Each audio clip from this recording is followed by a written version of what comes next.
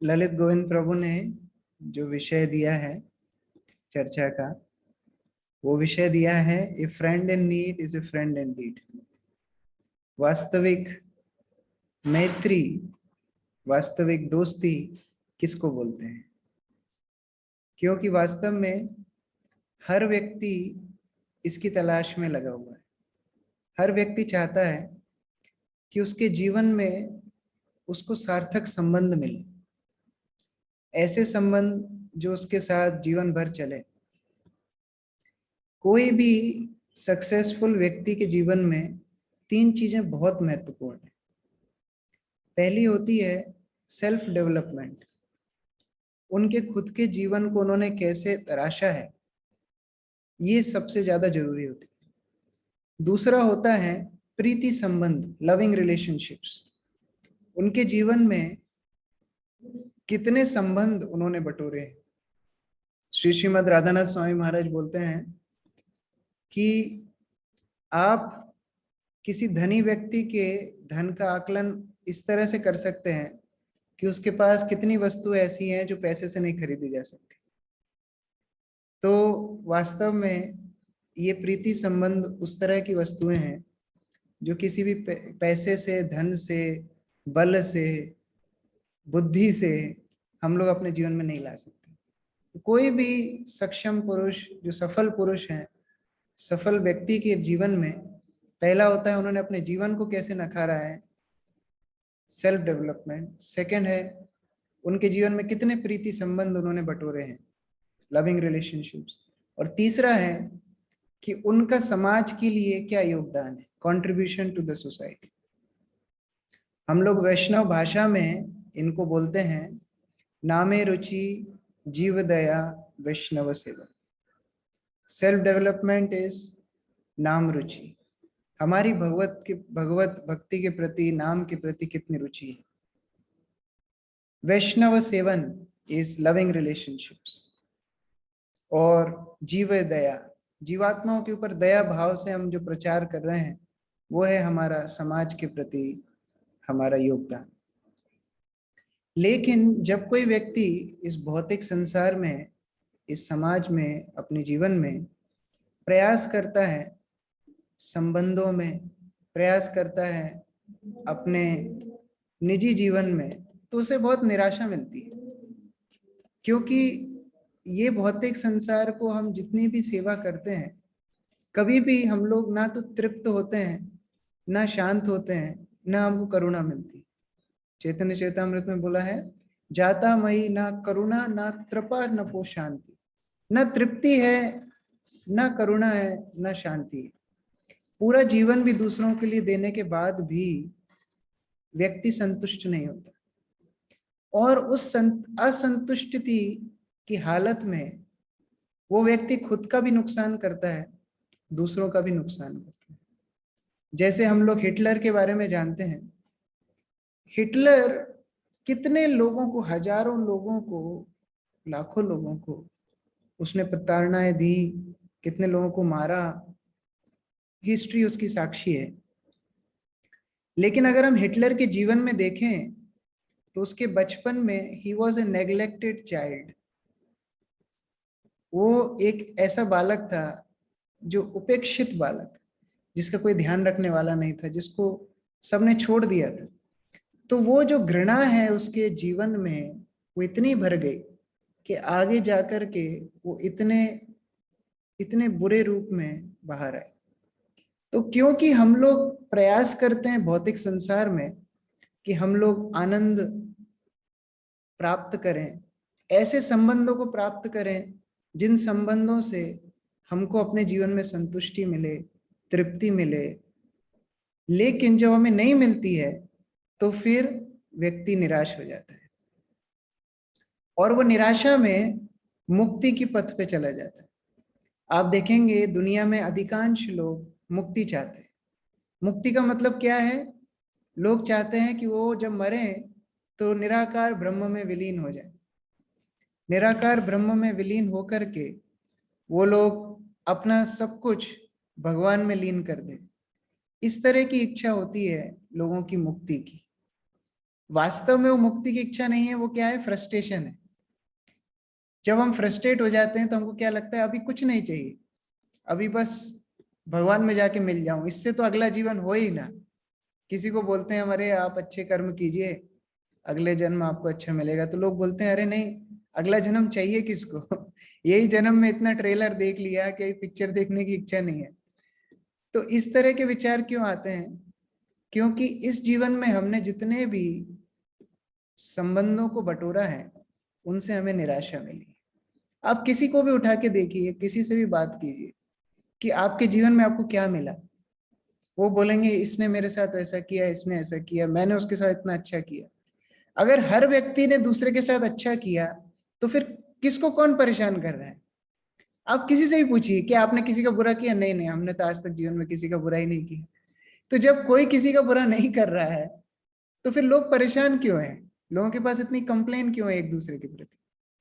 वो इसलिए है क्योंकि ये जो हम संबंध ढूंढ रहे हैं वो जगह गलत है। मान लीजिए हम मोबाइल की दुकान में जा करके समोसा मांगेंगे तो मोबाइल वाला समोसा थोड़ी दे पाएगा। फिर हम बोलेंगे अरे आपने कितनी बड़ी दुकान खोल रखी है, दुकान ही क्यों खोली है आपने? अरे भाई मोबाइल की दुकान खोली, आप समोसा मांग रहे हैं, आपकी गलती। उसी तरह हम ये संसार से जो अपेक्षा कर रहे हैं वो अपेक्षा गलत है। इसीलिए जो हम संबंध बनाते हैं, जो हम मैत्रीय संबंध बनाते हैं, जो दोस्त बनाते हैं, जो सखा बनाते हैं, जो वो सभी लोग हमको कहीं ना कहीं तरीके से निराश करते हैं। ये फ्रेंड की भी, दोस्ती की भी अलग अलग लेवल दिए हैं भागवत में, अलग अलग स्तर की दोस्ती है। पहले तरह के दोस्त को बोलते हैं बंधु। ये बंधु कैसा होता है? ये बंधु स्वार्थी होता है। जितने समय पर उसका काम चलेगा उतना टाइम आपके पास रहेगा, जैसी जरूरत पड़ेगी वैसे ही फोन एयरप्लेन मोड पे, आपको मिलेगा ही नहीं, रिंग भी नहीं जानी चाहिए। क्योंकि इसमें जो रीजन है दोस्ती का वो स्वार्थ परायण है। कई बार लोगों के नेचर मिल जाते हैं, बोलते हैं ना हम चोर चोर मौसेरे भाई।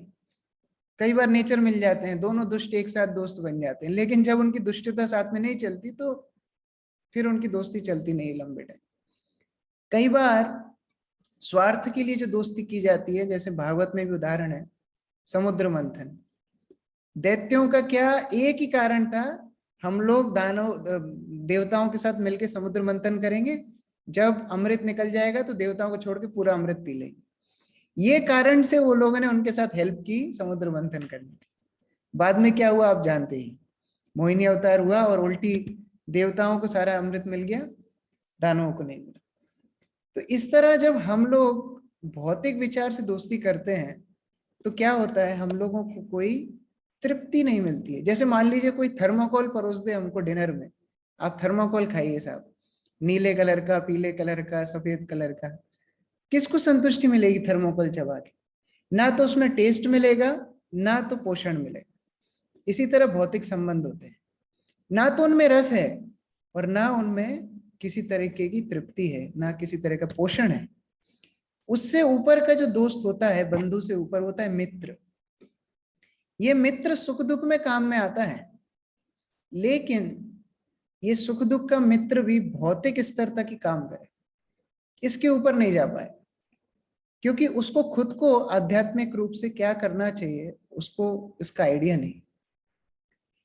जब हम भौतिक विचार से संबंध बनाते हैं तो ये मृत शरीर के संबंध बनाते हैं। अब क्योंकि हम आत्मा है और शरीर से हम संबंध बनाने की कोशिश कर रहे हैं तो वो कॉम्पेटेबल नेचर नहीं है। ये थोड़ा आप समझने का प्रयास करना, ये कॉम्पेटेबल नेचर नहीं है। जैसे मान लीजिए तेल और पानी जैसे कभी मिलता नहीं, आप तेल पानी में डालेंगे ऊपर ही तैरेगा, कभी मिक्स नहीं होगा।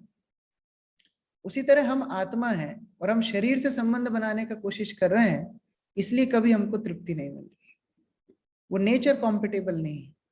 इसीलिए हम लोग क्या प्रयास करते हैं, आध्यात्मिक संबंध बनाने का प्रयास करते हैं।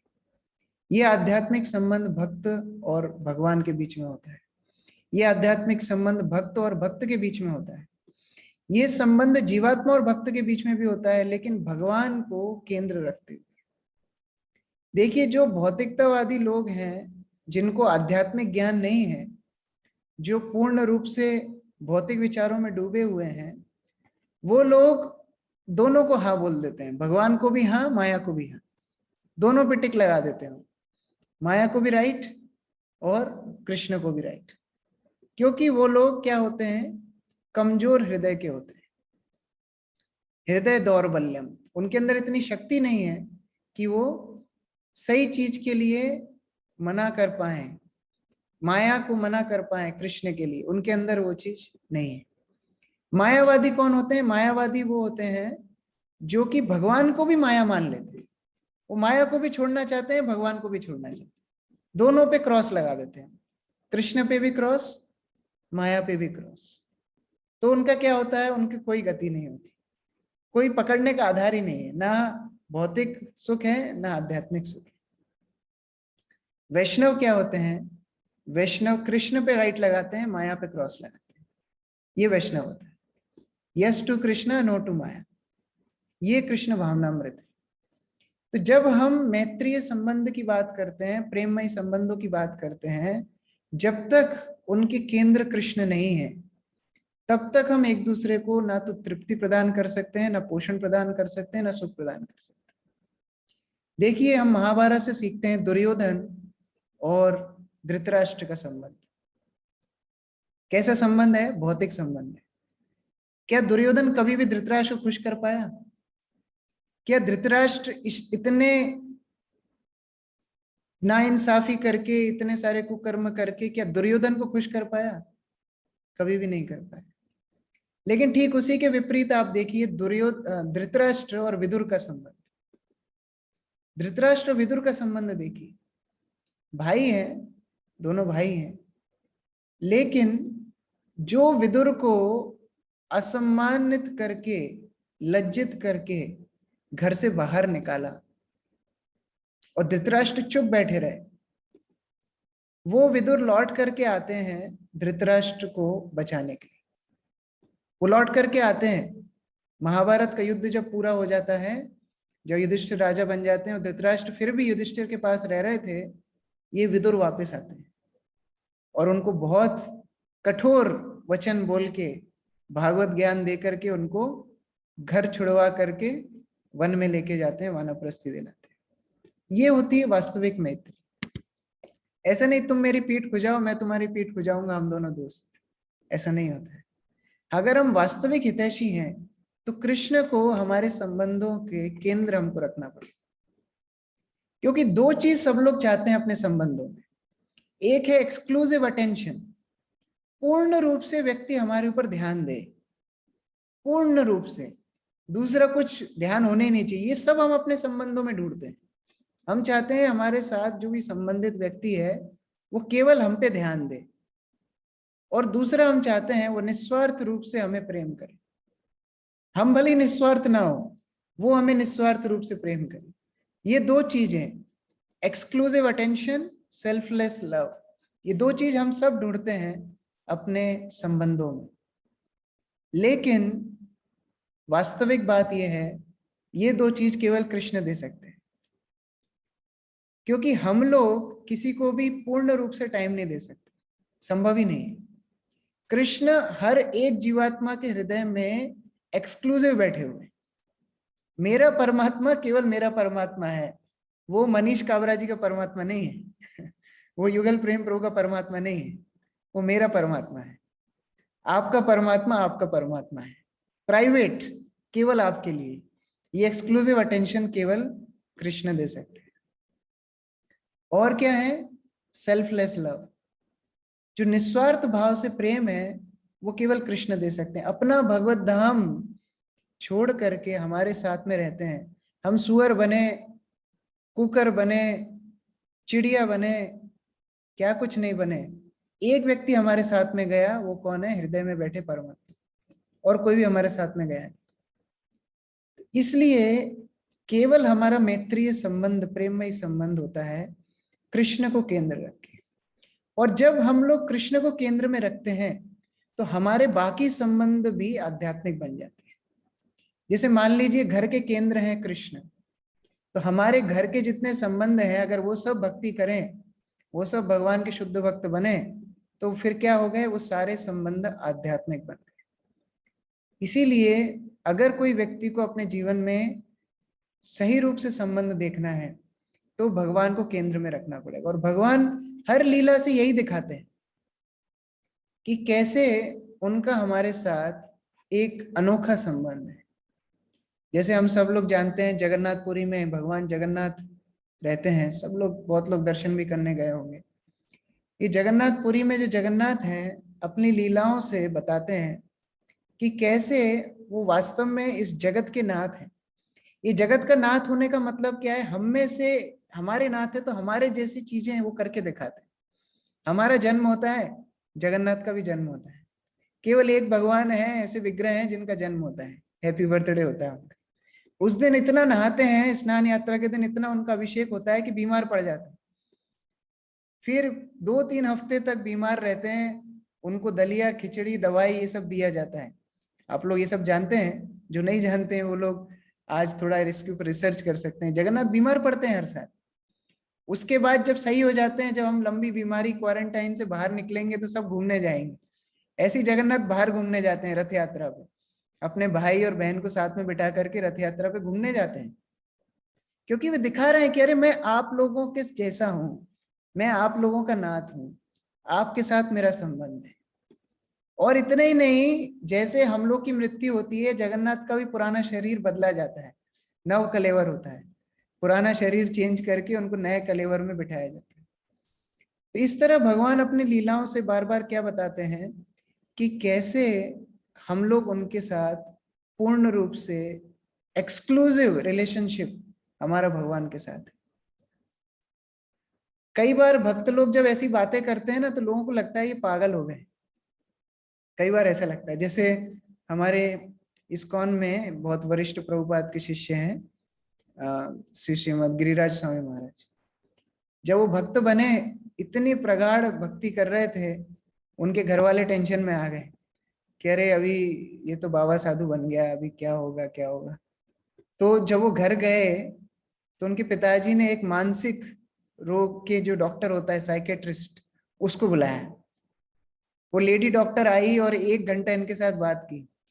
वो बोलती है आपको क्या कोई प्रेम कम मिला क्या घर पे, जो आप बाबा बन गए, साधु बन गए? क्या आपके साथ कोई दुर्व्यवहार हुआ क्या बचपन में? अब क्योंकि ये इतना आध्यात्मिक रूप से गहन चले गए थे, वो बताते हैं अरे ऐसी बात नहीं है, हमें तो माता पिता मिले, हर जीवन में मिले, लेकिन वास्तविक तो कृष्ण हमारे माता पिता हैं। इस तरह जब उन्होंने सिद्धांत बोलना शुरू किया, वो लेडी डॉक्टर बाहर आई और बोली अगर मैं इसके साथ थोड़ा और बैठूंगी तो मैं हरे कृष्ण बन जाऊंगी।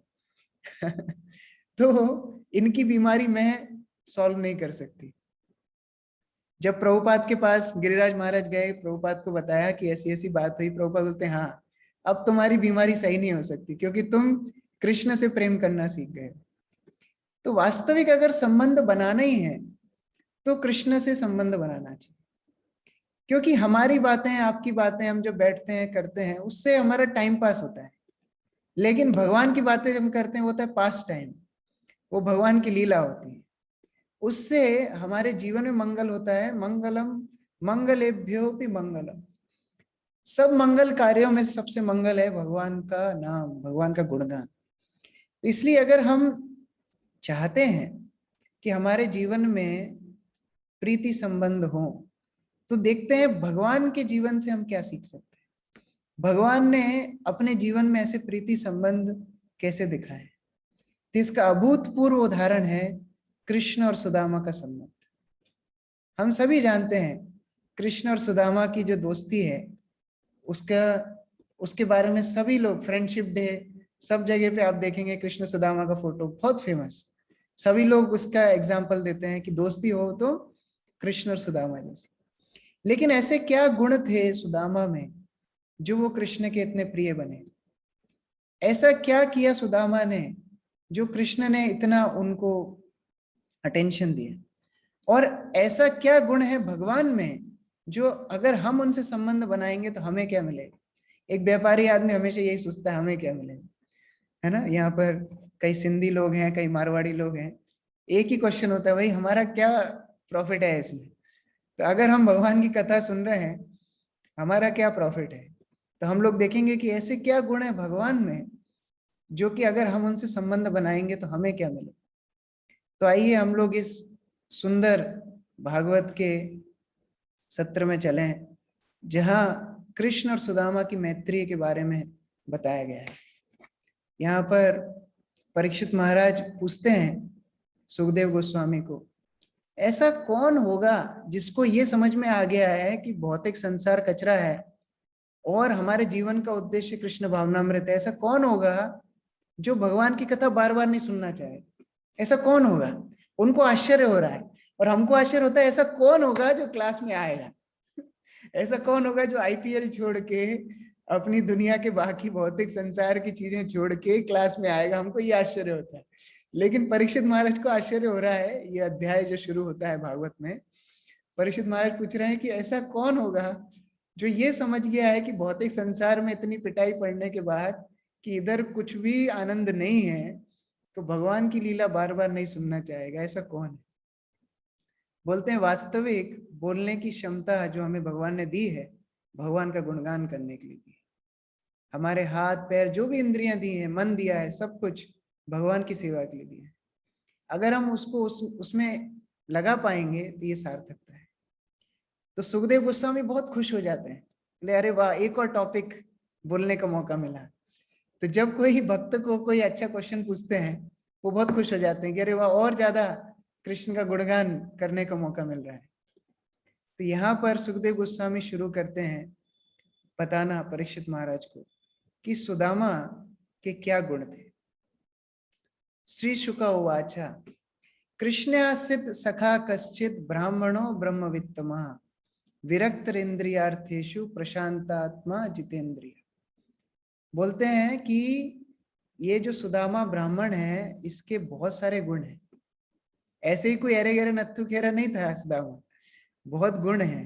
क्या गुण है? पहला गुण है कृष्ण से सखा, ये कृष्ण का सखा है। सबसे महत्वपूर्ण गुण यदि हमारे जीवन में कुछ हम ला सकते हैं तो वो है कृष्ण से संबंध। चैतन्य चैतन्य ने बताया कि सबसे बड़ा मान सम्मान की बात क्या है? मान सम्मान की बात है भक्त बनना। अगर कोई बोलता है ये भक्त है, ये सबसे बड़ी मान सम्मान की बात। लेकिन दुर्भाग्य हमारे भारतवर्ष का, अगर कोई बोलता है कि अरे मैं फलानी कंपनी के 4x4 के कैबिन में बैठ करके 50,000 की तनख्वाह कमाता हूं, तो लोग बड़ी छाती ठोक ठोक के बताते हैं, अरे वाह, ये व्यक्ति नौकरी कर रहा है, नौकर बन गया है फलानी कंपनी का। लेकिन अगर कोई बोलता है ये भक्त है, अच्छा भक्ति के अलावा और क्या करता है ये तो बताइए। भक्त तो ठीक है, और क्या करता है ये बताइए। क्योंकि हम लोग अपने संस्कृति को भूल गए, भगवान की जो गुण हैं उनको भूल गए। ये कृष्ण से सखा सुदामा का सबसे बड़ा गुण था। ये कृष्ण के प्रति पूर्ण रूप से अनुकूल था। देखिए, सोचता तो कंस भी था हमेशा कृष्ण के बारे में, कैसे मारूं, लेकिन सुदामा अनुकूल रूप से कृष्ण के बारे में हमेशा सोचते रहते थे, हमेशा सोचते रहते थे। और ये गुण के कारण, ये कृष्ण सखा बनने के कारण उनके अंदर बाकी सारे गुण भी आ गए। ये है जड़ में पानी डालना। हम लोग बहुत सारे सेमिनार करते हैं, life coach seminar, time management seminar, stress management seminar, will power excel seminar, बहुत सेमिनार कर सकते हैं हम। लेकिन जड़ क्या है? भगवान का जो भक्त होता है उसके अंदर सारे गुण स्वतः आ जाते हैं। आप जब मंदिर में आएंगे, कोई भी इस्कॉन मंदिर में जाइए, भक्त लोगों से जब मिलेंगे, देखेंगे वही भक्त गा रहा है, इतना सुंदर प्रवचन दे रहा है, वही कुकिंग कर रहा है, मैनेजमेंट भी जानता है। क्या माँ के गर्भ से सीख के आया है? कोई माँ के गर्भ से सीख के नहीं आता है। जब भक्ति में आ गया, भक्त बन गया, यस्यास्ति भक्तिर भगवती अकंचना सर्वैर गुणस्तत्र समासते सुरा। जैसे ही भगवान की भक्ति में कोई आता है, भक्त बनता है, अकिंचन भक्ति, शुद्ध भक्ति जब करता है, सर्वैर गुणस्तत्र समासते सुरा, देवताओं के सारे गुण उसके अंदर आ जाते, देवताओं के सारे गुण उसके अंदर आ जाते हैं। हराव भक्तस्य कुतो महद गुणा। और बाहर से देखने में लग सकता है अरे ये अभक्त भी तो बहुत गुण है, लेकिन अभक्तों में क्या महत् गुण हो सकते हैं? मनोरथेनस्ते धावतो वही, जो आपके मन के रथ पे भाग रहा है, उसके अंदर क्या अच्छा गुण होगा? सांप के फन के ऊपर मणि भी रख देंगे तो सांप का जहर तो कम होगा नहीं। अभक्त के अंदर गुण होगा ना, तो दूसरों का बुरा ही करेगा। लेकिन भक्त के अंदर स्वतः भगवान सारे गुण विद्यमान कर देते हैं। तो इसीलिए अगर हमें किसी से संबंध बनाना है, भगवान से संबंध बनाना है। क्या मिलेगा हमको? क्या भगवान उस तरह रेसिप्रोकेट करेंगे? जो कृष्ण को अपना सखा बनाता है ना, कृष्ण उसको अपना सखा बना लेते। भगवान का कैलकुलेशन बहुत सिंपल है, ज्यादा मैथ्स भगवान लगाते नहीं। सिंपल कैलकुलेशन है, पूरा दे पूरा ले, सिंपल कैलकुलेशन। तुम मुझे अपना सखा बनाओगे तो मैं तुम्हें अपना सखा बनाऊंगा। पांडव पिंडदान करने जा रहे हैं, पिंडदान। हम लोग श्राद्ध में खाना खाने से कतराते हैं, अरे श्राद्ध का खाना का कड़वे दिन का खाना है। भगवान कृष्ण पिंडदान करने पांडवों के साथ जाते हैं और उधर प्रसाद लेते हैं। इस तरह भगवान ने मैत्री दिखाई पांडवों के साथ। क्यों? क्योंकि वो उस तरह समर्पण कृष्ण पे थे, कृष्ण उस तरह उनके साथ रेसिप्रोकेट कर रहे। और ये देख करके बड़े बड़े देवता घबरा जाते हैं कि भगवान ऐसा आदान प्रदान कर पा रहे हैं, कैसे कर पा रहे, भगवान होकर के कैसे कर पा रहे। हम लोग कई मूवीज में देखते हैं, नेता लोग वोट वगैरह देखने देने जाते थे तो कैसे जाते हैं? साथ में टिफिन लेके जाते हैं दलित के घर में, चुपचाप पहले उनका सेक्रेटरी जमा देता है खाना, फिर वहां जाकर के खाने का ढोंग करते हैं, देखो हम दलित के घर पे खाना खाएं। तो उस तरह मैत्री भगवान की नहीं है। मैत्री भगवान की पूर्ण रूप से शुद्ध मैत्री है।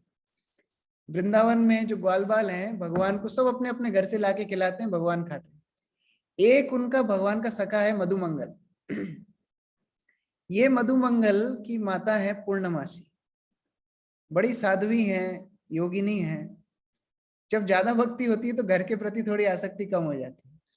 तो ये पूर्णमासी इतनी बड़ी साध्वी खाना वाना कुछ नहीं बनाती थी, तो ये मधुमंगल क्या करता था? दूसरे बालों का खाना खाता था। तो सब बड़े परेशान थे। सब लोग कृष्ण को बोलते हैं, अरे भगवान, ये मधुमंगल जो फ्रेंड है हमारा, ये बड़ा चालू है, सबका टिफिन खा जाता है, कभी खुद नहीं लाता है कुछ। तो भगवान ने बोला, देखो मधुमंगल, कल तुमको कुछ लाना है खाने के लिए, और यदि तुम नहीं लाओगे तो हम तुम्हें ग्रुप से आउट कर देंगे। अब ये बहुत बड़ी बात है, कृष्ण का फ्रेंड है, कृष्ण अपना संग त्याग करने के लिए बोल रहे हैं, तो उसको बड़ा टेंशन हो गया। ढूंढ रहा था क्या लेके जाऊं, क्या लेके जाऊं। तो घर में एक पात्र में, एक मटके में 2 दिन बासी कड़ी पड़ी थी। वो कड़ी उठा करके लेके जाता है मधुमंगल। 2 दिन पुरानी कड़ी, कड़ी तो वैसे ही खट्टी है, 2 दिन पुरानी, फ्रिज तो था नहीं वृंदावन में उस टाइम, तो और खट्टी हो गई 2 दिन में। अब खट्टी कड़ी लेकर के मधुमंगल गया। जाते जाते सोच रहा था कि अगर ये कड़ी कृष्ण ने खाई और यदि कृष्ण बीमार हो गए तो उसने कड़ी पीना शुरू किया। उसने बोला मैं ही पी जाता हूं, कृष्ण को बीमार नहीं होना चाहिए। जैसे ही वो पी रहे थे, सब ग्वाल बोलते, देखो भगवान कितना चीटर है, इतने दिन में पहली बार लेके आए और फिर भी खुद पी रहा है। भगवान उसके साइड भागते हैं, उसको पकड़ते हैं, उसको दबोचते हैं, इतने में पूरी कड़ी पी जाता है। लेकिन ये झेपा झेपी में, ये झेपा झेपी नहीं, ये भागा दौड़ी में थोड़ी कड़ी मधुमंगल के चेहरे पे गिर जाती। भगवान कृष्ण उसके मुंह पे लगी हुई कड़ी को चाट करके खाते। ये देख करके ब्रह्मा जी को चक्कर आने लगते कि ये भगवान है क्या? ये एक ग्वाल बाल अनपढ़ गांव का लड़का जिसकी झूठी कड़ी मुंह पे लगी हुई है, इसको चाट रहा है, ये क्या भगवान हो सकता है क्या? वहां से फिर ब्रह्म विमोहन लीला शुरू हुई। ब्रह्मा जी को टेंशन हुई, कह रही ये तो भगवान नहीं है, परीक्षा लेना चाहिए। लेकिन इसमें सीखने योग्य बात क्या है? भगवान का मैत्रीय संबंध, कृष्ण से सखा बनना है तो कृष्ण का सखा बनना है, और फिर हम देखेंगे हमारे जीवन में कितना कुछ भगवान लाते हैं। तो उस तरह सुदामा का पहला गुण है कृष्ण से सखा। दूसरा गुण जो कि स्वतः ब्राह्मण का गुण, ब्रह्म, ब्राह्मण, ब्रह्म जानाति इति ब्राह्मण, ब्राह्मणो ब्रह्मवित्तमः, ये ब्राह्मण का गुण सुदामा के अंदर स्वतः आ गया। जाति ब्राह्मण नहीं था सुदामा, ये नहीं कि केवल जनेऊ पहनने से ब्राह्मण बन गया, नहीं। क्योंकि कृष्ण का सखा था, स्वतः रूप से ब्राह्मण पद पे आसीन हो गया। जैसे कि डॉक्टर का बेटा डॉक्टर होगा इसकी गारंटी नहीं है, इसी तरह ब्राह्मण का बेटा ब्राह्मण होगा इसकी गारंटी नहीं है। उसके अंदर उस तरह गुण होने चाहिए। गुण नहीं होंगे, लकीर के फकीर बनने से ब्राह्मण नहीं होगा। कई ब्राह्मण जाते हैं दुकान पे जाकर के बोलते हैं मुझे आप अंडा कड़ी बना के दीजिए बिना प्याज लहसुन की, मैं ब्राह्मण हूं। तो इस तरह ब्राह्मण भी होते हैं। लेकिन सबको प्रणाम है, सब ब्राह्मण जो अपने आप को समझते हैं। लेकिन वास्तविक ब्राह्मण कौन है? जो कृष्ण के प्रति समर्पित है। ब्रह्म जानाति इति ब्राह्मण, शास्त्र बोलते हैं। जन्म से सब शूद्र होते हैं, जन्मते जायते शूद्र, जन्म जायते शूद्र। लेकिन ब्रह्म जानाति इति ब्राह्मण, जो ब्रह्म को जान जाता है, जो कृष्ण को प्राप्त कर लेता है, वो स्वतः ब्राह्मण बन जाता है। तो हम लोग एक आर्टिकल पढ़ रहे थे भक्ति सिद्धांत सरस्वती का। भक्ति सिद्धांत सरस्वती बोलते हैं कि यदि आप बोलते हैं ब्राह्मण का बेटा ब्राह्मण है, तो इसका मतलब शरीर ब्राह्मण है। शरीर ब्राह्मण हुआ ना। तो अगर शरीर ब्राह्मण है तो जब वो ब्राह्मण मर जाता है, और जो लोग ब्राह्मण को जलाते हैं, जो शरीर को जलाते हैं, तो उनको ब्रह्म हत्या का पाप लगना चाहिए, क्योंकि आप तो वो शरीर को ब्राह्मण मान रहे थे। लेकिन अगर आप बोलते हैं आत्मा ब्राह्मण है, तो आत्मा यदि ब्राह्मण है तो कोई भी ब्राह्मण बन सकता है, क्योंकि सभी आत्मा है। तो इसीलिए एक सुदामा जो ब्राह्मण है, वो उस तरह ब्राह्मण नहीं है, जनेऊ दिखाने वाला ब्राह्मण नहीं है। वो कैसा ब्राह्मण है? कृष्ण सखा होने के कारण ब्राह्मण के गुण उसके अंदर स्वतः। ये सेवा से साक्षात्कार, ब्रह्म साक्षात्कार सुदामा को मिला। और ऐसे ब्राह्मणों की सेवा भगवान स्वीकार करते हैं। जो हम शास्त्र में पढ़ते हैं ना, ब्रह्म मुख से भगवान कृष्ण खाते हैं, ब्राह्मणों के मुख से भगवान खाते हैं, वो ब्राह्मण जाति के बारे में नहीं है। ब्राह्मण वो है जो ब्रह्म को जानता है। जैसे एक बार जगन्नाथपुरी के पास एक धाम है अलारनाथ।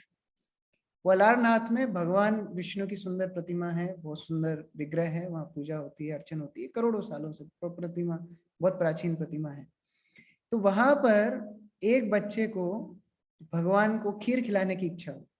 ब्राह्मण नहीं था, वो खीर बनाता है, और मौका देख करके वो बेदी में घुस गया और अंदर खीर खिलाने लगा, और भगवान उसकी खीर खा रहे हैं, विग्रह खीर खा रहे हैं। पीछे से ब्राह्मण आए, बोलते अरे शूद्र का बालक घुस गया, शूद्र का बालक घुस गया।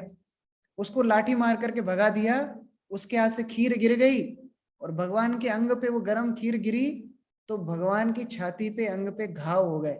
अभी तक आप अलारनाथ जाएंगे, वो आप घाव देख सकते हैं भगवान के शरीर पे। तो वो जो ब्राह्मण ने भगाया वो बड़ा था, कि जो खीर खिलाने आया था शूद्र वो बड़ा था? कौन ब्राह्मण है? वास्तव में ये यज्ञ, पूजा, ब्राह्मण, ये सब की सार्थकता है यदि हम भगवान की सेवा कर पाएंगे। एक बार इलाहाबाद में कुंभ मेला हुआ, शिला प्रभुपाद अपने शिष्यों को लेकर के गए। बड़ा साधुओं का मेला, पूरी दुनिया से लोग आते हैं, कोई ये बाबा, कोई बाबा, ये गिरी, वो गिरी, बहुत पांडाल अलग अलग लगे हैं। प्रभुपाद जी का भी पांडाल था, और सब भक्त सुबह 4:30 बजे मंगला आरती करने खड़े हो गए। अब भगवान की आरती होगी, संसार दावानल, शंख बजा दिया, जो गाने वाला था उसने गाना शुरू कर दिया। अब जो भक्त वहां स्टेज पे आरती करने वाला था, उसकी माचिस नहीं जल रही। अब वो माचिस में सीढ़न बैठ गई, क्योंकि ठंड का टाइम था, उसकी माचिस नहीं जल रही। अब संसार दावानल यहाँ खत्म होने आया, और प्रभुपाद साक्षात मंगला आरती में खड़े हैं, सब भक्त लोग देख रहे हैं, उसकी अगरबत्ती भी नहीं जल रही। और सब भक्त लोग बड़ा उसका मजाक उड़ा रहे हैं, देखो एक अगरबत्ती भी नहीं चल रही है, और यहाँ संसार दावानल प्रार्थना खत्म होने वाली है। प्रभुपाद बोलते हैं चिंता मत करो, इसका अर्थ ये है कि कलयुग में ये सब पद्धति का कोई अर्थ नहीं है। कलयुग में केवल भगवान का भक्त बनना है। हरे कृष्ण कृष्ण कृष्ण हरे हरे, हरे राम राम राम हरे। ये महामंत्र जप करना ही सब कुछ है। इसीलिए जब इस्कॉन में ब्राह्मण दीक्षा मिलती है, श्रीमद भक्ति चारू स्वामी गुरु महाराज हमें ब्राह्मण दीक्षा के समय पे बोले थे, तुम्हारा प्रमोशन नहीं हो रहा, तुम्हारा डिमोशन हो रहा है, तुम्हारा पद बढ़ नहीं रहा, तुम नीचे आ रहे हो। क्योंकि पहले तुम वैष्णव थे, वैष्णव ब्राह्मण से ऊपर होता है। ये ब्राह्मण दीक्षा के बाद तुम ब्राह्मण बने, मतलब छोटे बन गए। तो ब्राह्मण पद से ज्यादा आसक्त नहीं होना चाहिए। किससे आसक्त होना चाहिए? भगवान के भक्त बनने से। जैसे सुदामा था कृष्ण से सखा। कल पंकजांघ्रि प्रभु के विषय में हम सुन रहे थे, और पंकजांघ्रि प्रभु बहुत सुंदर, उनके बारे में हमने सुना कि कैसे वास्तव में अगर एक शुद्ध भक्त है उसके अंदर ये सारे गुण होते हैं। जब वो प्रभुपाद से पहली बार मिले थे पंकजांघ्रि प्रभु, तो उन्होंने देखा प्रभुपाद के अंदर से प्रकाश निकल रहा है। जो प्रकाश के पीछे वो अलग अलग गुरुओं के पास जा रहे थे, ढूंढ रहे थे, वो ब्रह्म ज्योति के पीछे भाग रहे थे, वो ज्योति उन्होंने प्रभुपाद की शरीर से निकलती हुई, जो किताब पढ़ रहे थे उसके ऊपर गिरती हुई देखी। वो देख करके उन्होंने समर्पण कर दिया कि शुद्ध भक्त के अंदर सारे गुण हैं, ब्राह्मण तो बहुत छोटी बात है। इसलिए यदि किसी की सेवा करनी है तो भक्तों की करनी है। और इस कारण से सुदामा क्या बना? ब्रह्मवित्तमः, वो भगवान को पूर्ण रूप से जानता था। हम लोग के यहाँ पर बहुत सरनेम है, द्विवेदी, त्रिवेदी, चतुर्वेदी। इनका अर्थ क्या है? जो चतुर्वेदी मतलब उनको चारों वेद का ज्ञान होना चाहिए, वो है चतुर्वेदी। त्रिवेदी मतलब जिनको तीनों वेदों का ज्ञान होना चाहिए, वो तो त्रिवेदी। लेकिन आजकल वो सरनेम बन गया।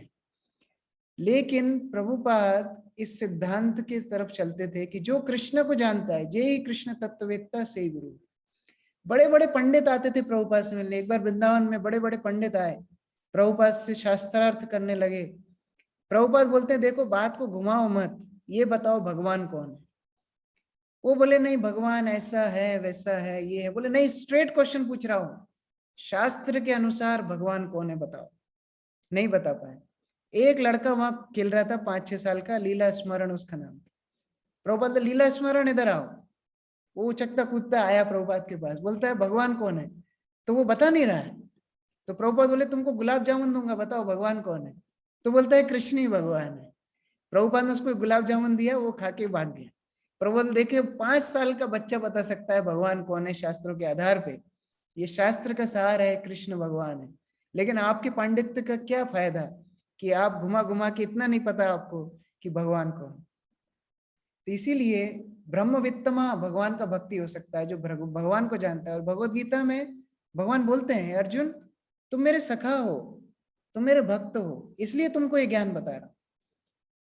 मुझे सबको ही नहीं जान पाते, ना जानती माम मूढ़, मुझे हर कोई नहीं जान पाता है।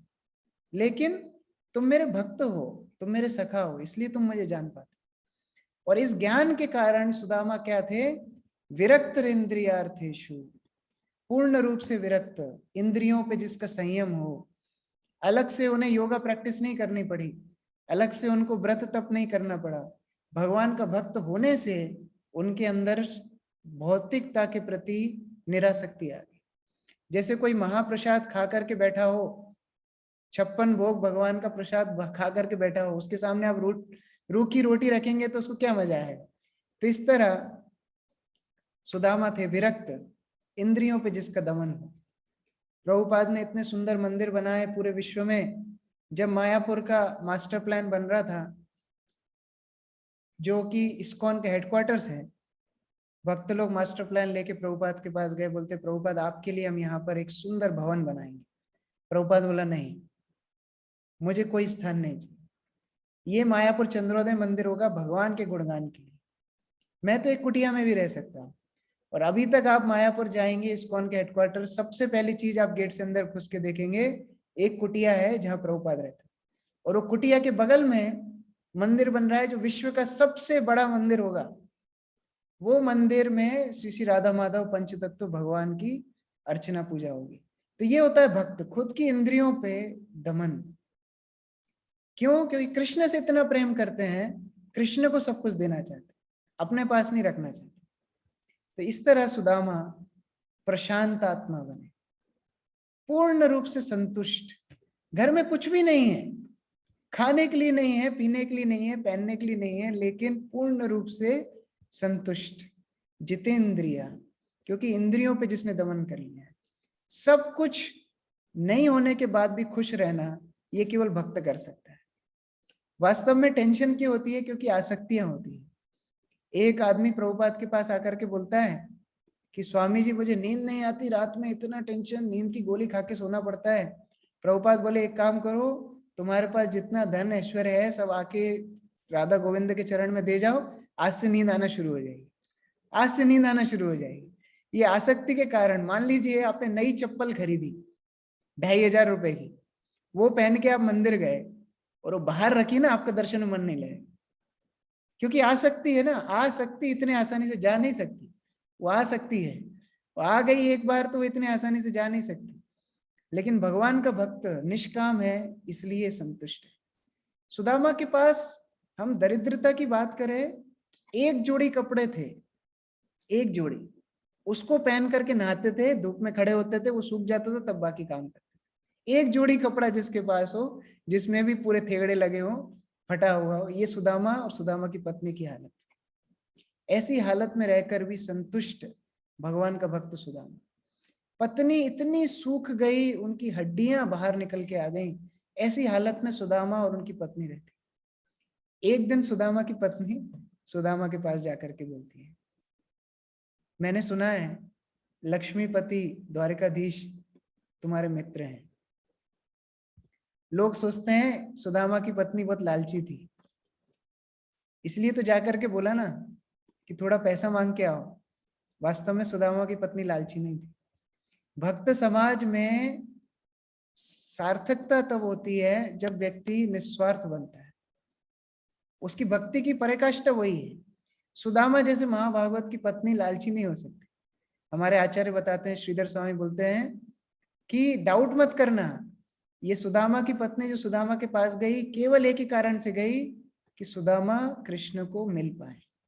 ये हम लोगों के पीछे इतने कष्ट उठा रहे हैं सुदामा, हम लोगों के पीछे इतना भागा दौड़ी करते हैं, इतना कष्ट उठाते हैं, कृष्ण से मिल पाए, इसलिए जाकर के बोलती है, मैंने सुना है द्वारकाधीश तुम्हारे मित्र हैं। और बोलती है कि अगर तुम उससे जाकर के कुछ मदद मांगो तो क्या वो देंगे? अब तो कोई बोल सकता है अरे नहीं मांगा तो लालची है, लालची है, लेकिन आचार्य बोलते नहीं, लालची नहीं है। जैसे कि भागवत में कहानी आती है, जब कृष्ण और बलराम जंगल में थे, सब ग्वाल बालकों को भूख लगी, तो पहला विचार क्या आया? पहला विचार ये आया कि हमें यदि भूख लगी है तो कृष्ण बलराम को कितनी भूख लगी होगी। ये होता है भक्त। हम एसी में बैठते हैं और भगवान का जो मंदिर होता है उसमें पंखा भी नहीं होता है। हम देख सकते हैं अपने जीवन में, हम गर्म पानी से नहाते हैं और जो हमारे घर में विग्रह हैं उनको हम ठंडे पानी से नहला देते हैं। घर में बहुत लोग लड्डू गोपाल रखते हैं, बड़ा नहलाते हैं, धुलाते हैं, लेकिन ये विचार जिस दिन आ जाएगा ग्वाल बालों को जैसा, ये शुद्ध भक्ति है। जब उनको भूख लगी ना, उन्होंने बोला नहीं, कृष्ण बलराम को भूख लगी होगी। और ये भी जानते थे यदि हम जाकर के ये बोलेंगे कि हमें भूख लगी है तो कृष्ण बलराम स्वीकार करेंगे, कुछ अरेंजमेंट करना चाहिए। तो वो जाकर के ये बोलते हैं कृष्ण बलराम से, ग्वाल बाल, कि हमें बहुत भूख लगी है। तब कृष्ण बलराम उनको उपाय बताते हैं कहां से खाना मिले। तो ये एक निस्वार्थ जो संबंध होता है ना, उसको समझना बहुत कठिन होता है। तो ये पत्नी बोल रही है सुदामा की कि अरे जाओ कृष्ण से कुछ मांगो। क्यों बोल रही है? क्योंकि वो जानती है कि अगर मैंने ये बोला कि आप इतने कष्ट में, सुदामा बोलेंगे नहीं मैं कोई कष्ट में नहीं, लेकिन जब मैं ये बोलूंगी कि मैं दुखी हूं, बच्चे दुखी हैं, तो इस बहाने से कम मिलने के लिए जाएंगे। इसलिए सुदामा की पत्नी जाकर के बोलती है कि जाइए कृष्ण से मिलके आइए। भगवान के भक्त वास्तव में उनके ऊपर भार नहीं होते। Devotees are not burden on the lord. वो भार नहीं होते, ये दो वो दो, ये दो वो दो। आपका पड़ोसी है मानो, डेली आके खड़ा हो जाता है, चीनी दो, दाल दो, दूध दो, डेली आके खड़ा हो जाता है। आप कितना पसंद करेंगे ऐसे पड़ोसी? आप सोचो भगवान को कितना सहन करना पड़ता है, डेली कोई ना कोई जाके ये दो वो दो, ये दो वो दो। भक्त ऐसा कभी नहीं करते। भक्त केवल भगवान से प्रेम रखना सीखते हैं। प्रभुपाद सिखाते थे करना है तो भगवान की सेवा करो, भगवान को कुछ दो, ये भक्त होता है। मांगना हमारी परंपरा में नहीं है, वो भगवान का काम है, वो भगवान का वादा है, योगक्षेमम वहाम्यहम्। जो अनन्यस चिंतयन्तु माम, जो पूर्ण रूप से भगवान का चिंतन करता है, भक्ति करता है, भगवान योगक्षेमम वहाम्यहम् LIC ने नहीं बनाया, ये भगवान का डायलॉग है, योगक्षेमम वहाम्यहम्। जो आपके पास नहीं है वो मैं दूंगा, जो आपके पास है उसकी रक्षा करूंगा, भगवान का वादा है। तो उस आधार पे सुदामा की पत्नी सुदामा को बोल रही है कृष्ण से मिलने जाओ।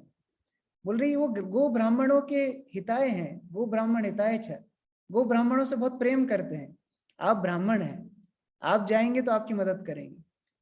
सुदामा बोलता है भाई मैं तो ब्राह्मण हूं ही नहीं, मैं तो भक्ति नहीं हूं, कोई भक्त अपने आप को भक्त थोड़ी मानता है। सुदामा की पत्नी बोलती है ठीक है वो दीन बंधु हैं, आप भक्त नहीं है ना, आप अधम है ना, आप पापी है ना, तो भी वो दीन बंधु हैं, पतित तारण है, वो आपकी मदद जरूर करेंगे, आप जाइए। सुदामा बोलते मुझे कोई मदद चाहिए ही नहीं, मुझे कुछ चाहिए ही नहीं, मैं क्यों जाऊं कृष्ण के पास।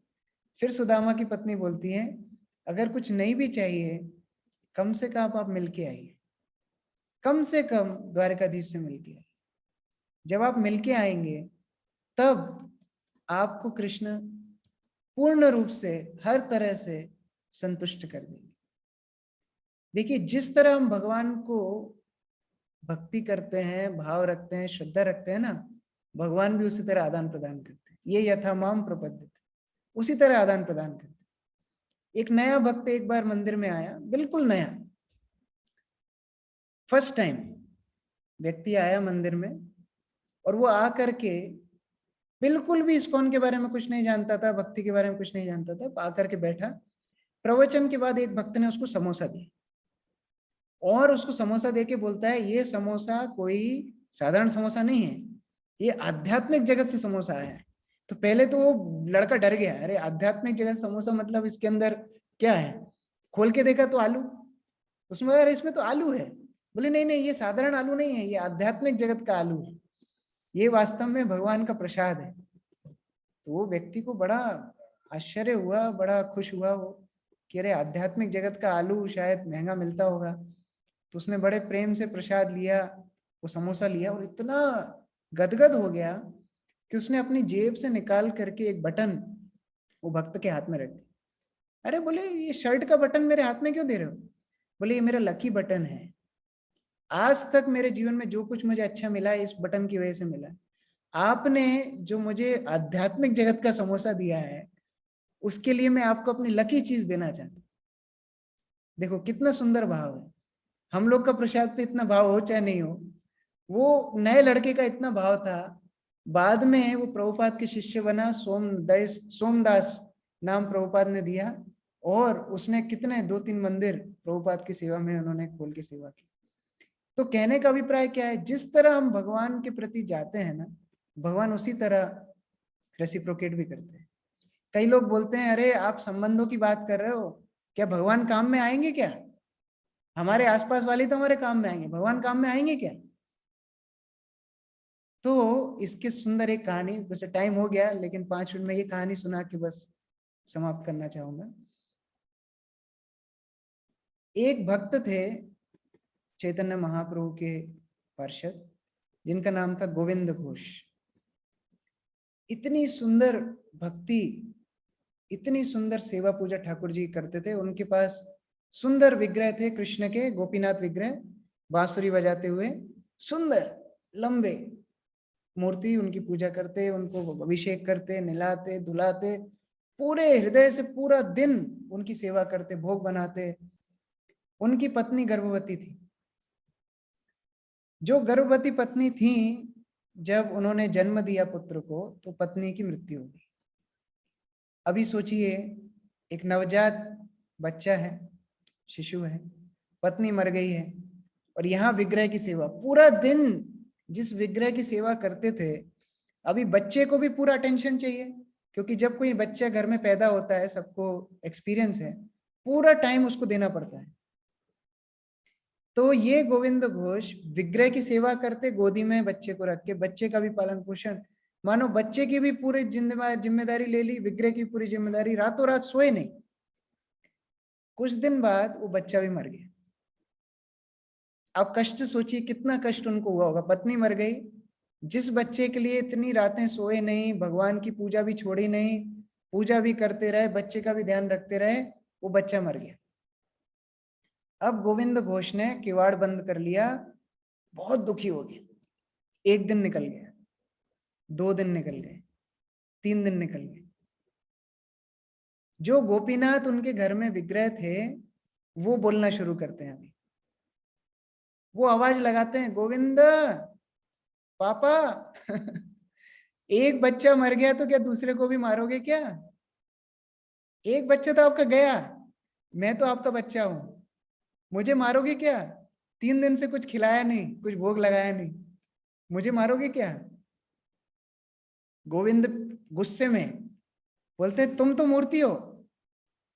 वो जो मेरा बेटा था, बड़ा होता था, मेरे बुढ़ापे का सहारा बनता था, बाद में मुझे अग्नि देता था, अंतिम संस्कार करता था, तुम क्या करोगे मेरे लिए? तुम एक जगह बैठ के रहते हो, मुझे खिलाना पड़ता है, तुम क्या करोगे मेरे लिए? बोलते हैं, पापा बोला है ना तुमको। गोपीनाथ बोल रहे हैं, तुमको पापा बोला है ना, जो बेटा करता है सब काम मैं करूंगा। बोले, तुम मुझे पिंडदान दोगे? बोले, हाँ पिंडदान दूंगा। गोविंद घोष बड़े खुश हो गए, आके सेवा पूजा शुरू की, बहुत सालों तक सेवा की। जब वो मर गए, जब उन्होंने शरीर छोड़ दिया, गांव के लोग इकट्ठे हो गए, बाबा का तो कोई नहीं, पत्नी भी मर गई, बच्चा ही मर गया, कोई नहीं, सब गांव वाले इकट्ठे हो गए। उनको जब ले जाने लगे तो गोपीनाथ जो मूर्ति थी, डीटी थी, वो बोलती, रुको, मुझे साथ में लेके जाओ, मेरे पापा हैं। ये ज्यादा पुरानी बात नहीं है, 400 साल पुरानी बात है, ये ऐसे नहीं, सतयुग की बात नहीं बता रहा, 400 साल बाद पहले कलयुग की बात बता रहा हूं। गोपीनाथ बोलते हैं, मेरे पापा हैं, मैं अंतिम संस्कार करूंगा, मुझे लेके जाओ। वो भगवान की मूर्ति को, गोपीनाथ को लेकर के गांव वाले ले जाते हैं शमशान में, और भगवान उनका अंतिम संस्कार करते हैं। और जो गोपीनाथ ऐसे हाथ रखे हुए थे बांसुरी बजाते हुए, उनके हाथ ऐसे हो, उनके हाथ में पिंड रखा, मंत्र जैसे खत्म होता है, गोपीनाथ पिंड को नीचे छोड़ देते हैं पानी में। आज तक बंगाल का सबसे बड़ा मेला है वो, आज भी आप जाके देख सकते हैं। हर साल जब गोविंद घोष की तिथि आती है, पुण्य तिथि आती है, वो विग्रह को लेकर के गांव वाले जाते हैं नदी पे, उनके हाथ में पिंड रखते हैं, मंत्र जाप करते हैं, वो पिंड अपने आप नदी में गिर जाते हैं। हर साल 400 साल से पिंडदान कर रहे हैं गोपीनाथ। कौन है दुनिया में 400 साल से जिसका पिंडदान चल रहा है? तो वास्तव में हमारा जैसा भाव हम भगवान के प्रति रखेंगे, भगवान वैसा आदान प्रदान हमारे साथ करेंगे। ये ऐसा इन्वेस्टमेंट है जो कभी फेल नहीं हो सकता। तो हम लोग बहुत भाग्यशाली हैं जो इस पथ पर हैं, और इतना सुंदर हमें संबंध बनाने का मौका मिल रहा है भगवान के साथ। तो कल हम इससे आगे बढ़ेंगे, कैसे सुदामा अपनी पत्नी की बात मानते हैं, जाते हैं, कृष्ण उनके साथ कैसे आदान प्रदान करते हैं, कल चर्चा करेंगे। हरे कृष्ण। जगत गुरु श्रील प्रभुपाद की जय। कृष्ण सुदामा की जय। श्रीमद् भागवतम की जय। समवेत भक्त वृंद की जय। निताई गौर प्रेमानंदे हरि। हरे कृष्ण। प्रभु आप कुछ बोलेंगे? हरे कृष्ण। चरण प्रभु जी।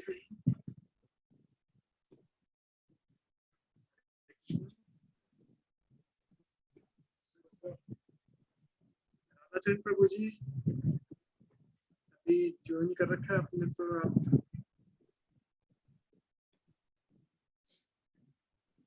नहीं ललित प्रभु, आप लोग मैं गेस्ट के रूप में ही हूँ, तो अच्छा रहेगा, है ना। आप लोग करिए, और जो महेश्वरी समाज से जो व्यक्ति आए वो भी अपना कुछ ना कुछ 2 शब्द कहें, जैसा उनको लगा हो, तो ज्यादा आनंद होगा, है ना। प्लीज, सूरत से भी कोई अगर महेश्वरी समाज से आए हो तो वो भी करें ना, प्लीज। आप लोग करिए। रेगुलर डिवोटीज को मैं रिक्वेस्ट करूंगा वो कोई समय न लें। मेरा रेगुलर डिवोटीज से रिक्वेस्ट है वो कोई भी समय कोई कमेंट कोई क्वेश्चन न करें। काफी सारे नए लोग आए हुए हैं, 125-250 लोग हैं इस वक्त, उनको अवसर दीजिए। आप लोग को अवसर अलग मिल जाएगा बार बार। हम्बल रिक्वेस्ट है हाथ जोड़ के सभी रेगुलर डिवोटीज से। महेश्वरी समाज के जो व्यक्ति हैं उनको प्रोत्साहित करिए। मैं नहीं जानता हूँ जो प्लीज। समाज से जो भी गौरव जी, मनीष काबरा, सत्य सोमानी, दिनेश जी बियानी, जो भी पॉइंट आपको अच्छा लगा है या प्रभु जी से कोई क्वेश्चन हमें करना है तो आप लोग कीजिए। अपनी अव्यक्त धन्यवाद ज्ञापन करें। जी प्रभु जी, मेरे पास अभी 1-2 मैसेज आए हैं, कुछ क्वेश्चन हैं, मैं चाहूँगा आप उन पर प्रकाश डालें। जी बताइए। जी, एक क्वेश्चन ये आया है कि भगवान ने सुदामा को बहुत कष्ट दिए। जैसे सुदामा को कष्ट बहुत भोगने पड़े, तो भगवान के जब वो मित्र थे तो इतनी परीक्षा लेने की क्या जरूरत थी, या इतना क्या प्रूव करना जरूरी था? उनको तो पता ही अपना मित्र है, अपना भक्त है, और फिर इतना डिले क्यों हुआ? वास्तव में हम लोग जो देखते हैं ना, हमको लगता है बहुत कष्ट मिल रहा है। जैसे गांव में जब कोई हेडफोन लगा करके लड़का मानो डांस करते हुए जा रहा है ना, गांव वालों को लगेगा इसको मिर्गी के दौरे पड़े, शायद इसको मिर्गी आ गई इसलिए ऐसे कर रहा है। वो लोग नहीं जानते हैं कि अरे वो हेडफोन लगा के नृत्य कर रहा है। तो इसी तरीके से क्या होता है, हम लोग क्योंकि भौतिक रूप से देखते हैं, बाह्य रूप से देखते हैं, अरे देखो देखो देखो सुदामा इतने कष्ट में है, लेकिन जो उनके अंदर आनंद, जो उनके जीवन में संतुष्टि थी, वो हमारे पास लाखों करोड़ों रुपए होने के बाद भी नहीं है। तो क्या अच्छा है? सुदामा जैसा भक्त बन के संतुष्ट रहना, या रावण जैसा, कंस जैसे बहुत सारा ऐश्वर्य होने के बाद भी अपने प्राणों के लिए हमेशा चिंतित रहना, क्या अच्छा है? कोई बोल सकता है अरे दुर्योधन तो बड़े मजे में था, कंस तो बड़े मजे में था, लेकिन वास्तव में पूरा जीवन उन्होंने केवल एंजाइटी, केवल अपने प्राणों के लिए ही एंजाइटी निकाली, केवल अपने इंद्रिय भोग के लिए चिंतित रहे। लेकिन यहाँ देखिए सुदामा कुछ नहीं होने के बाद भी खुश। और आगे हम लोग देखेंगे कि कैसे भगवान कृष्ण उनके साथ आदान प्रदान करते हैं। वास्तव में कृष्ण को भी द्वारका में अच्छा नहीं लगता, कृष्ण भी वृंदावन में खुश थे। जो ग्वाल वाल थे, घूमते थे नंगे पैर, गैया चराते थे, तो कृष्ण भी वो सब छोड़ के ग्वाल वाल बनना चाहते हैं। तो बाह्य रूप से अगर हम देखेंगे तो हमको लगेगा सुदामा खुश नहीं है, लेकिन हम लोग जब पूरी कहानी कल पूरी करेंगे, आप लोग देख पाएंगे कैसे सुदामा के अंदर कितनी भक्ति, कितना समर्पण भगवान के प्रति था, उसके कारण वो पूर्ण रूप से संतुष्ट थे। और जितने भी भगवान के भक्त हुए ना, किसी के जीवन में भी ऐसा गुण नहीं है, ऐसी ऐसे हिस्ट्री नहीं है कि खुशी खुशी हंसते खेलते उनका जीवन निकल गया। भगवान क्यों कष्ट देते हैं अपने शुद्ध भक्तों को? ये दुनिया को सिखाने के लिए कि देखो तुम इंद्रिय सुखों के पीछे भाग रहे हो, मेरे भक्त तो सब कुछ छोड़ दिए हैं फिर भी खुश हैं, सब कुछ छोड़ दिए फिर भी खुश हैं। तो ये उदाहरण उनकी महानता को बढ़ाने के लिए भगवान इस तरह उनके जीवन में आयोजन करते हैं।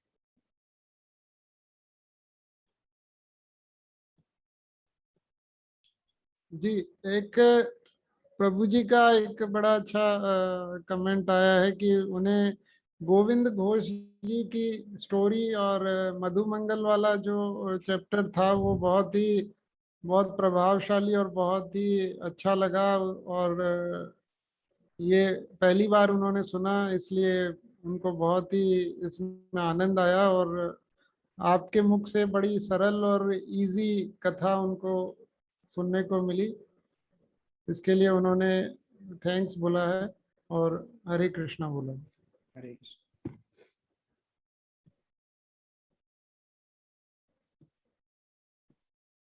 आज के सेशन को हम यहाँ एंड करते हैं और कल के लिए हम लोग टाइम पर कंटिन्यू करेंगे 8 से 9। आप सब लोगों को थैंक्स। हरे कृष्ण। हरे कृष्ण। किसी का कोई क्वेश्चन है तो कर सकते हैं।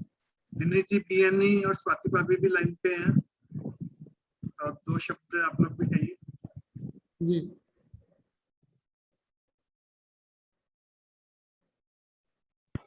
अपने आप को अनम्यूट कीजिए दिनेश जी।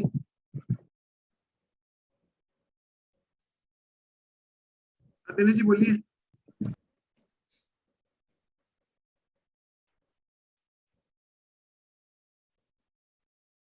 दिनेश जी आपकी आवाज नहीं आ रही है, अनम्यूट की।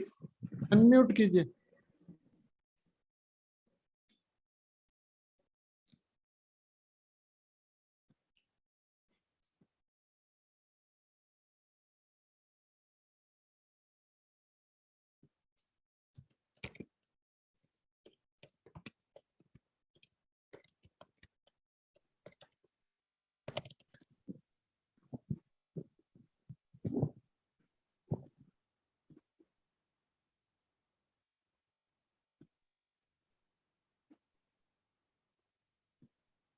दिनेश कोई जी आवाज नहीं आ पा रही है आपकी,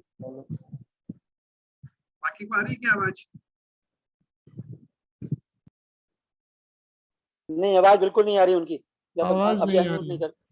और कोई बोले अगर नहीं, मतलब अनम्यूट हो रहा हो या कुछ भी, तो समय हो जाए, तो सभी लोगों को अपना अपना कार्य है। काबरा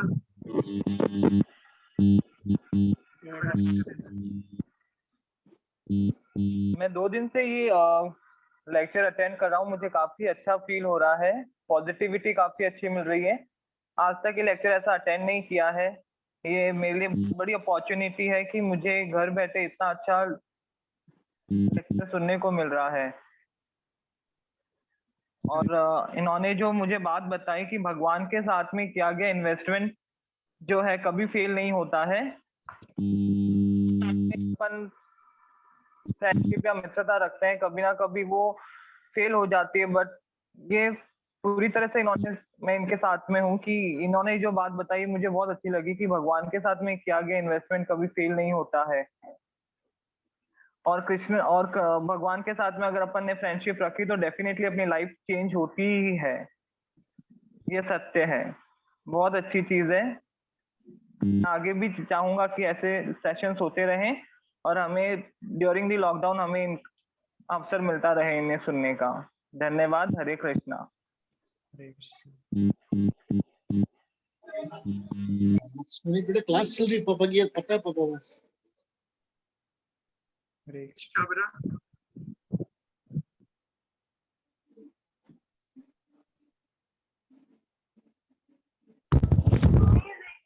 हरे कृष्णा।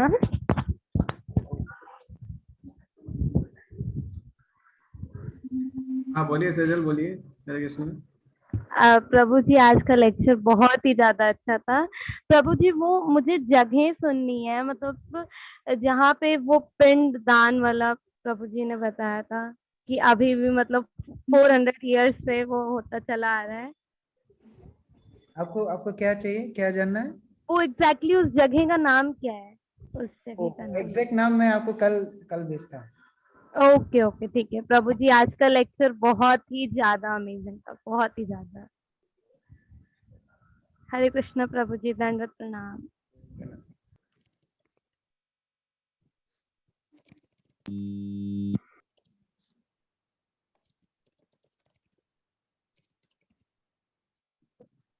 और कुछ बोलना चाह रहा है क्या? ये प्रमोद कृष्ण प्रभु जी अमृतसर से हैं। हेलो कीजिए। हरे कृष्ण प्रभु जी, धन्यवाद प्रणाम प्रभु जी। हाँ, प्रभु जी बहुत सुंदर आपका लेक्चर था और हम ये चाहते हैं कि आप ये लेक्चर हमेशा देते रहें, हम लोग एसोसिएशन देते रहें। गुरु माँ की कृपा को बहुत है और हम कहते हैं यही कृपा आप हमारे ऊपर से बरसाते रहें। धन्यवाद। कृपा देना आप बड़ों का काम है। वो नहीं। डिपार्टमेंट आपका है। नहीं, परम हम लोग हमारा तो है, परंतु सबसे बड़े आप लेक्चर देंगे तो हमको कुछ समझ आएगी ना। जो आपने गुरु माँ से सीखा हुआ है वो सबको बांट रहे उनका जो गुरु माँ का प्रसाद जो है वो आप सबको अच्छी तरह बांट रहे हैं, जिसका कि कोई वर्णन, इसका अद्वितीय मतलब है, इसका उदाहरण है ये। हरे कृष्ण।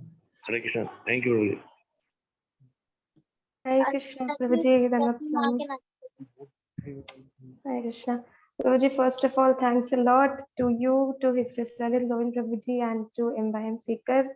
हम लोग को इतनी अच्छी अपॉर्चुनिटी मिल रही है इतना ब्यूटीफुल लेक्चर सुनने के लिए। आपका लेक्चर हमेशा बहुत इंस्पिरेशनल होता है, पर आज का लेक्चर हार्ट टचिंग था। आई मीन जो पॉइंट्स, जो चीजें बहुत ब्यूटीफुल। मुझे 2-3 पॉइंट्स बहुत अच्छे लगे। एक तो आपने बताया कि एक्सक्लूसिव अटेंशन और सेल्फलेस लव जो है वो रिलेशन हमें सिर्फ कृष्ण के साथ ही मिल सकता है, क्योंकि इसके रिलेटेड ही मेरा क्वेश्चन भी है कि प्रभु जी ये जो 2 चीजें हैं, सब कुछ हमारा फ्रेंडशिप का पूरा सोर्स ही इस पे टिका हुआ है, पर प्रैक्टिकल तरीके से और प्रैक्टिकल एप्लीकेशन में ये चीजें पॉसिबल नहीं हो पाती, ना भक्तों के साथ, ना बिना भक्तों के साथ।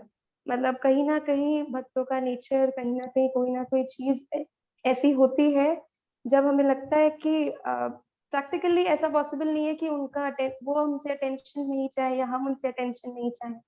तो प्रभु जी प्रैक्टिकल तरीके से हमको कैसे पॉसिबल करना चाहिए?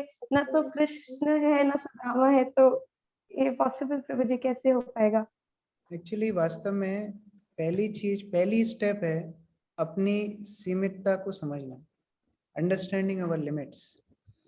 हम अगर उतना समझ जाएंगे कि हम कृष्ण नहीं हैं तो बहुत प्रॉब्लम सॉल्व हो जाएगी। प्रॉब्लम क्या है, हम सोचते हैं हम कृष्ण हैं, तो इसीलिए हम लोग सोचते हैं कि हम सबको खुश रख सकते हैं। हम पूरी दुनिया को खुश नहीं रख सकते। हमारे अंदर बहुत अवगुण है, हम लोग जितना प्रयास करेंगे फिर भी सब लोग खुश नहीं कर पाएंगे। पहली बात तो अपनी लिमिट्स को हम समझें। दूसरी स्टेप इसमें यह है कि हमेशा हमारा रिलेशनशिप ट्रायंगल रिलेशनशिप में हो, डायरेक्ट ना हो। हमारा रिलेशनशिप थ्रू कृष्णा हो। जब उस तरह रिलेशन होगा तो हम वास्तव में उस व्यक्ति के हार्ट तक पहुंच पाएंगे। देखिए प्रभुपाद ने क्या किया, क्या खाना बांटने वाले कम लोग थे दुनिया में? क्या कपड़े बांटने वाले कम लोग थे दुनिया में? आज क्यों हम प्रभुपाद को विश्व गुरु की तरह, जगत गुरु की तरह पूजा कर रहे हैं? क्योंकि प्रभुपाद ने कृष्ण से संबंध अपना इतना स्ट्रॉन्ग कर लिया कि हर व्यक्ति को कृष्ण के अंश समझ करके उनको कृष्ण भक्ति दी। इसीलिए वो सबकी सोल तक पहुंच पाए, इसीलिए उनको लोगों ने अपना सर्वस्व दे दिया। तो अगर हम लोग को अपने लिए या दुनिया के लिए कुछ अच्छा करना है तो कृष्ण भक्त बनना है, क्योंकि तब हम समझ पाएंगे कि पूरी दुनिया हमारा घर है, वसुदेव कुटुंबकम। प्रभुपाद बोलते थे universal brotherhood can't stand without universal fatherhood. अगर आप बोल रहे हैं पूरा विश्व बंधु है तो एक कनेक्टिंग लिंक क्या है? यदि हम बोलेंगे नहीं हम ये हैं, हम वो हैं, हम ये हैं, वो हैं, अलग अलग अपनी उपाधियां बताएंगे, तो फिर कहां पर वो विश्व बंधुत्व की बात कहां आई? वो तभी पॉसिबल है जब हम कृष्ण को अपना केंद्र रखेंगे, भगवान को अपना केंद्र रखेंगे। जब भगवान को केंद्र रखेंगे तब वास्तव में हम सबके लिए हम हितैषी बन सकते हैं। So in our practical sense, first we have to understand we can't make everybody happy like Krishna. Krishna can do that. Second is, if I will become devotee of Krishna, I can see everybody in that light, and then basically I can reach to their soul. Otherwise I can't reach to their soul. Maximum हम किसी को मानसिक सुख दे सकते हैं, मानसिक स्तर तक पहुंच सकते हैं, लेकिन आत्मा के स्तर तक नहीं पहुंच सकते। हरे कृष्ण। हरे कृष्णा प्रभु जी। प्रभु जी आपका लेक्चर बहुत अच्छा था। प्रभु जी मेरा एक क्वेश्चन था कि अगर आपने बोला कि हमें भगवान से कुछ नहीं मांगना चाहिए, जो भगवान दे वो हमें ले लेना चाहिए, तो क्या हम लोग अगर किसी के लिए कुछ मांगते हैं तो फिर उसमें कोई गलती होती है हमारी? डिपेंड करता है कि हम क्या मांगते हैं। अगर हम दूसरों के लिए प्रार्थना करते हैं कि भगवान ये आपके शुद्ध भक्त बन जाएं, तो ये सबसे अच्छी प्रार्थना है।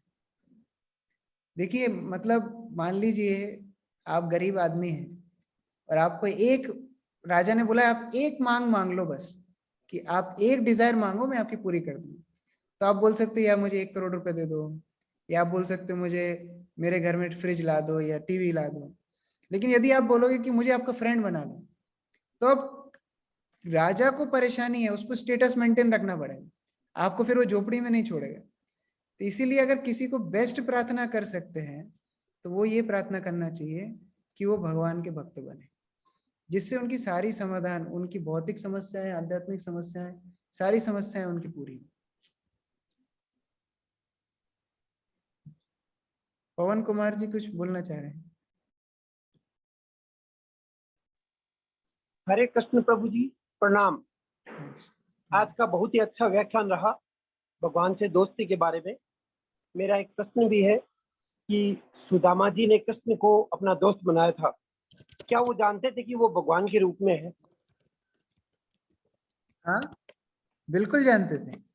सुदामा जी क्या जानते थे कि कृष्ण भगवान के रूप में है, इसलिए उनको दोस्त बनाया जाए? बिल्कुल जानते थे। हम लोग आगे देखेंगे किस तरह सुदामा सुंदर प्रार्थनाएं भगवान से कर रहे हैं। बिल्कुल जानते थे कि कृष्ण पूर्ण पुरुषोत्तम भगवान। नहीं तो वो तो बहुत राजा थे, वो तो पोरबंदर में रहते थे, बहुत धनी लोग थे, किसी के पास भी जा सकते थे। क्यों गए द्वारका तक? क्योंकि जानते थे कृष्ण पूर्ण पुरुषोत्तम भगवान। चलो थैंक यू।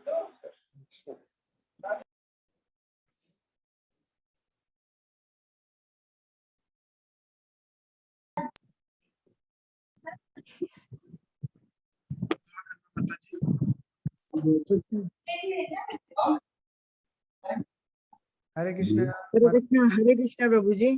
हरि। मेरा क्वेश्चन था कि आत्मा के स्तर पर कैसे पहुंचा जा सकता है?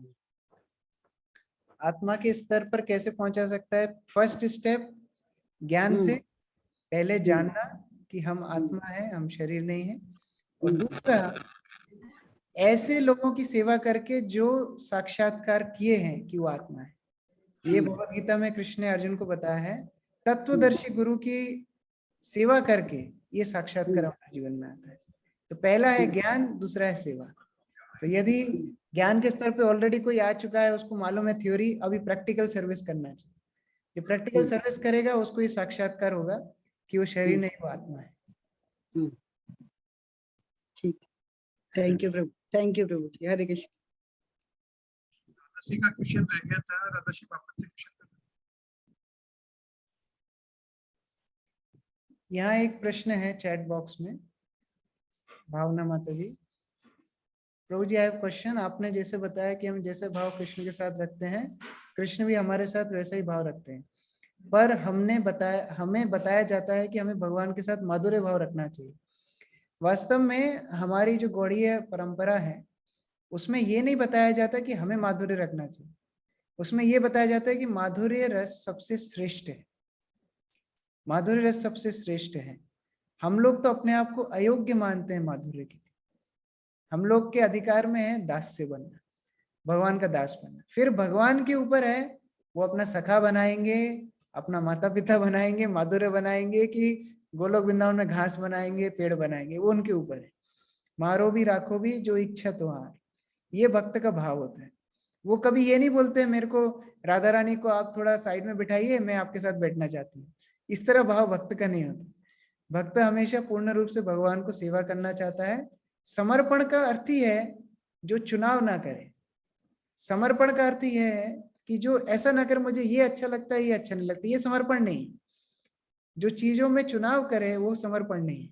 समर्पण का अर्थ है छोड़ दिया, अब भगवान जैसा चाहेंगे वैसा हमें रस में स्थान देंगे। वो गौड़ीय सिद्धांत है।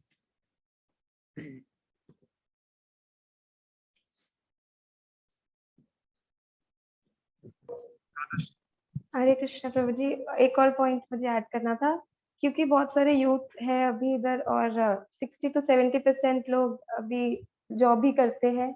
तो आपने एक पॉइंट बताया था कि हमारे भारतवर्ष में जो कल्चर चलते आ रहा है, तो ये बहुत रियल फैक्ट है और इसके ऊपर हम समझते नहीं है कि जो रियल मान सम्मान है सब बहुत ऊपर पोस्ट को किसी के अंडर नौकरी कर रहे हैं तो वो रियल एक अच्छा पोस्ट है। कोई भक्ति करता है तो उसको बोलता है और क्या कर रहे हो तुम। तो ये बहुत अंडरस्टैंडिंग चीज है कि हमको समझना चाहिए। और मुझे बहुत अच्छा लगा फैक्ट कि नौकरी वो नहीं है जो हम किसी के अंडर कर रहे हैं, असली नौकरी वो है जो हम भगवान के भक्त बन रहे हैं। वेरी वंडरफुल पॉइंट प्रभु जी, थैंक यू। गुरु महाराज बताते थे कि इसका एक ही सॉल्यूशन है, प्रचार करना। जितना ज्यादा हम भक्ति का प्रचार करेंगे, अपने शास्त्रों का प्रचार करेंगे, उतना ज्यादा लोग इसको समझ पाएंगे। और गुरु महाराज बोलते थे एक समय आएगा जब लोग लाइन में लग करके प्रभुपाद की पुस्तकें मांगने आएंगे। हमारे पास स्टॉक कम पड़ जाएगा, लोग लाइन में लग करके मांगने आएंगे। तब हमें प्रचारकों की जरूरत पड़ेगी, भक्तों की जरूरत पड़ेगी, उदाहरणों की जरूरत पड़ेगी। इसीलिए अभी जो हम कर रहे हैं, हो सकता है हमारा परिवार, हो सकता है समाज उतना उसको अप्रिशिएट नहीं कर रहा है, लेकिन हमारे जीवन में हम देखेंगे कैसे ये कृष्ण भक्ति बढ़ रही है। आज 50 साल में इस्कॉन पूरे विश्व में प्रचार कर रहा है। हमारे जीवन में हम देखेंगे अगले 30-40 साल, 50 साल में क्या होगा। तो इसीलिए हम लोगों को पूरे विश्वास से आगे बढ़ना। ये सक्सेस स्टोरी के पार्ट बन रहे हैं हम। ये चैतन्य महाप्रभु के शब्द हैं, ये भगवान के शब्द हैं। तो ये कभी भी झूठे नहीं हो सकते। They will never go in vain. So we should have full faith that we are the part of success story. हम ऐसी स्टोरी के किरदार हैं जो सक्सेस होने ही वाली है। ये फिल्म हिट होने ही वाली है, उसकी हम रोल कर रहे हैं। तो we should be very very confident in our devotional service.